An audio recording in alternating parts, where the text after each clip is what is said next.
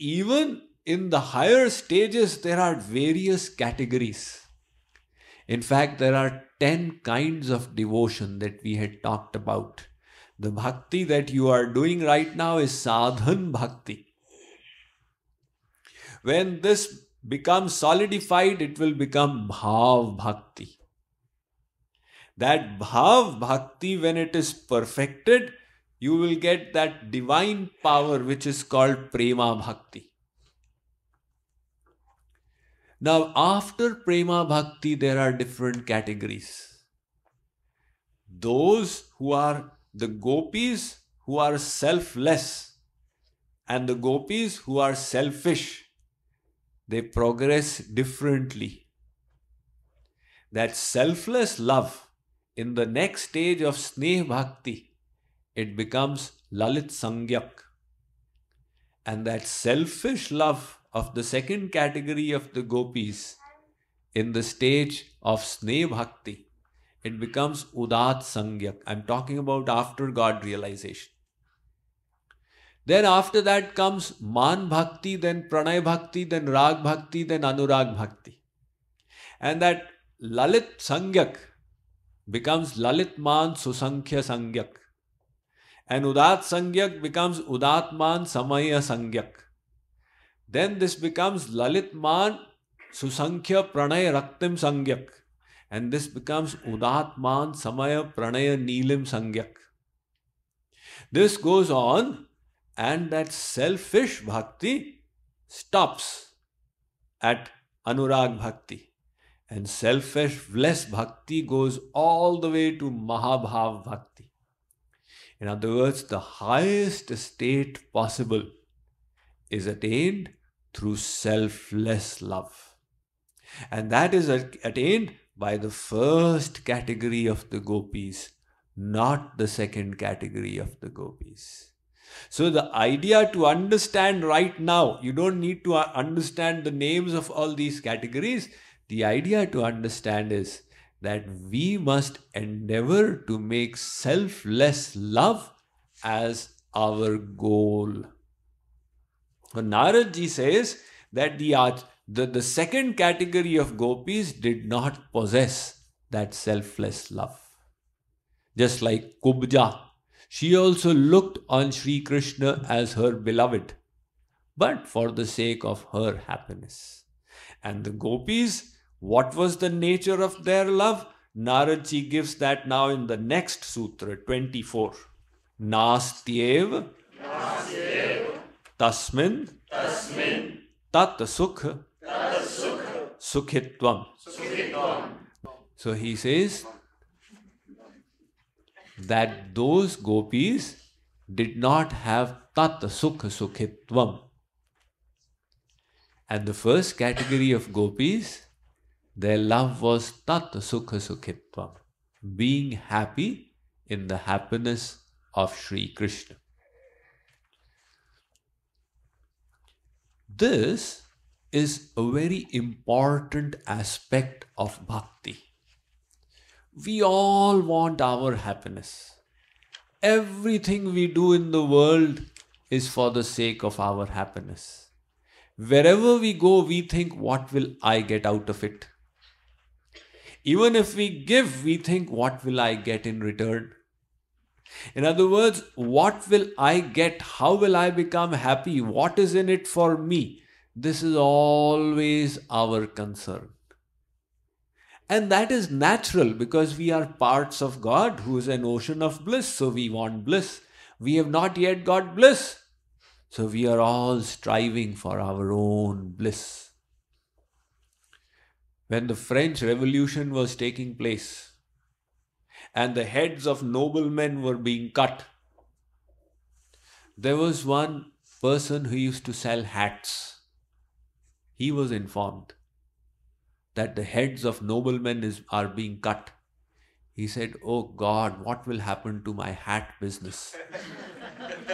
He's not concerned about people's heads. He's concerned about the hats that he has to sell. But that is the reality. Everybody is concerned about their own happiness and their own self-interest. Now, in divine love, we reverse this. And that reversal is seen to perfection in the case of these gopis. I had explained that when Sri Krishna went from Vrindavan to Mathura, the gopis did not go to meet him. Why? They thought if he wanted to meet us, if he would get happiness in meeting us, he would have come here. The fact that he is not coming here means he doesn't want to meet us. For our happiness, we go there. This will never be. We will always keep his happiness as the goal. And they tolerated tremendous miseries, the pain of separation. Said, we will only make Sri Krishna's happiness as our goal.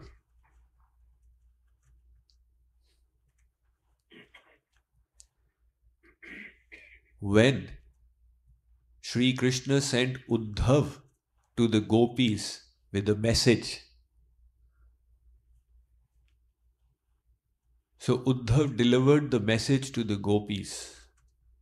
However, when he was returning from there,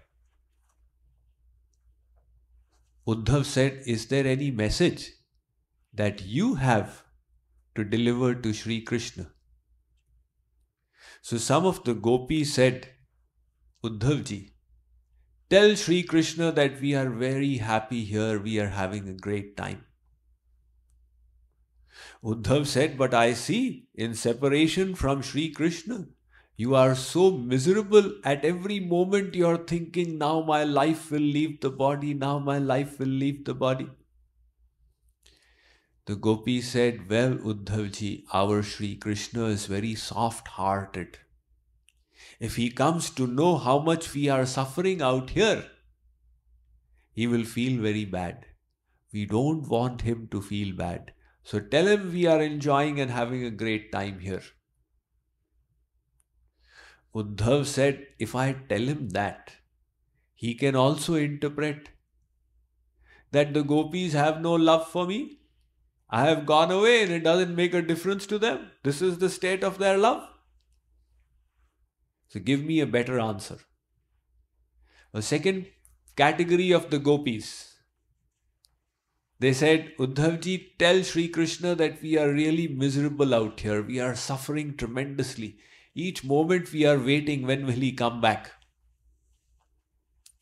Uddhav said, all right, if that's your desire, I will tell him that. But remember, like you said, he is soft-hearted. And if he comes to know, he will feel bad that the gopis are miserable. In other words, both the answers are not going to work. So what to answer? Radharani called Uddhav. She said, listen, I will tell you. Now, devotion personified herself, Radharani is going to give the solution. She said, Uddhavji, you tell Krishna anything you like.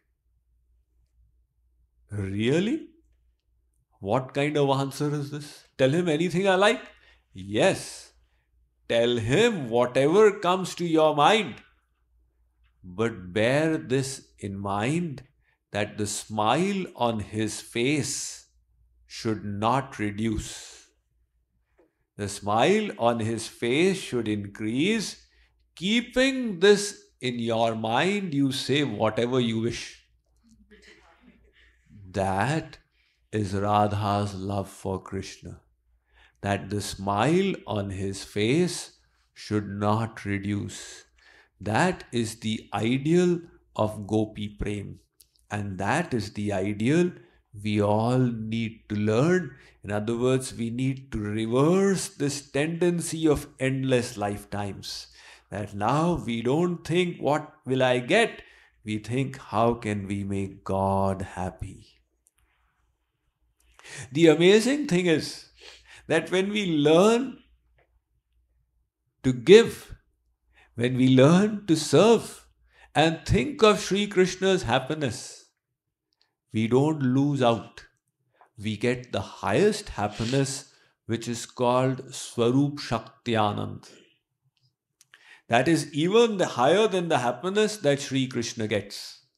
His own happiness is Swarupanand. And the happiness that devotees get in selfless love of him is called Swarup Shakti-anand, which is sweeter than Swarupanand. So Sri Krishna gives such a sweet bliss in that selfless love. And then he sits in the heart of the devotee. And sitting inside, he relishes it. And since the happiness he gets from inside the heart of the devotee is even higher than his own happiness, which is Swarupanand, he becomes a slave of that devotee. So that is the reason why bhakti enslaves God. Because sitting inside the devotee's heart, God gets such a bliss in that devotion. So that selfless love is, we get glimpses of it in the lives of saints. In whatever bhav they have loved God, in dasya bhav, sakhya bhav, you get glimpses of this selflessness. Govind was a servant of Chaitanya Mahaprabhu. And in his last period, last 12 years, Chaitanya Mahaprabhu shut himself off from the world. He would only live in a small room called the Gambhira, and only 4 people were in touch with him. All day long he would be absorbed in Radha Bhav, in Radha's feeling of separation for Krishna, just relishing that. So Govind was his personal servant. And Govind would take care of Mahaprabhuji's body, because in that love, Mahaprabhuji would lose all bodily consciousness. He would rub himself against the wall, fall flat on the ground, etc. So Govind's job was to take care of him. One night, Mahaprabhuji was unconscious all night long, having fainted in Mahabhav. When he got up in the morning, he found Govind is in the room. He was lying against the door, Mahaprabhuji. So he found that Govind is sitting there. Mahaprabhuji asked him, "What are you doing here?" He said, "My Lord, you have been lying against the entrance. How can I go out?" Mahaprabhuji said, "How did you come in?" He said, "I crossed over your body and came in." So Mahaprabhuji said, "If that is the case, why didn't you just cross over and go out as well?" He said, "My master, Prabhu, when I crossed over, I was coming in to serve you. For the sake of service, I don't mind committing this transgression of jumping over your body. If in order to serve you I have to go to hell, I don't care. I'm willing to do that. But after having served you, I would be going out for the sake of my own happiness. I've got tired sitting here now, let me go out. For my own happiness, I cannot commit this transgression of jumping over you. That is why I kept sitting out here." Mahaprabhuji was so pleased that this is selfless love. Daruk was Sri Krishna's servant. He used to fan Sri Krishna. Fanning Sri Krishna, tears would come out of his eyes, so close to him. His body would start trembling. And he would experience the bliss of bhakti. So Daruk would deride that bliss. Uchchairaninda mananda maravinda vilochana govinda prekshanakshepi vashpapura bhivarshanam. He would say, "Why did I get bliss? My seva has got disturbed." In other words, they have made seva as their goal. That is what Narad ji has mentioned in this sutra, that the first class of gopis, their love was tasmimstatsukhasukhitvam, being happy in the happiness of Sri Krishna. Number 25. Satu karmagyan yogebhyo pyadhikatara. Narad says this bhakti is higher than Karm, Gyan and Yog. Why is it? Bhakti gives you the most complete realization of God. Just like, let us say you stand on the railway track and a train is coming. You see this train from far, it seems like a light is coming. The train comes closer, you find a shimmering form. The train comes and stands and you realize, oh, this is the Coromandel Express. That same train from far appeared a shimmering form, and even further it appeared like light. Similarly, the Jnani worships God as light. This is a distant realization. There is no knowledge of his forms, his virtues, his names, his abodes, his pastimes. What is God? He is just light. So Gyan gives that realization of God as the formless Brahma. And Yog takes you closer. It helps you realize God as the personality seated within, as the Paramatma inside. It's a closer realization. And Bhakti makes you realize God in all his completeness. His names, forms, etc. as Bhagavan.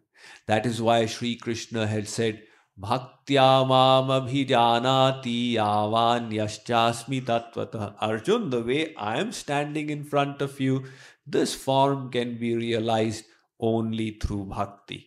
So Naradji says that this bhakti is greater than karm, it is greater than gyan, it is greater than yog. Actually, it is the completion of everything. All this karm, gyan and yog becomes complete when you add bhakti to it. And without bhakti, it is incomplete. Next sutra, 26. Phalarupatvat. So why is this bhakti so great? He says it is phalarupi. It will give you that fruit of divine love which will enslave God himself. This fruit of divine love that we are talking about is a power of God.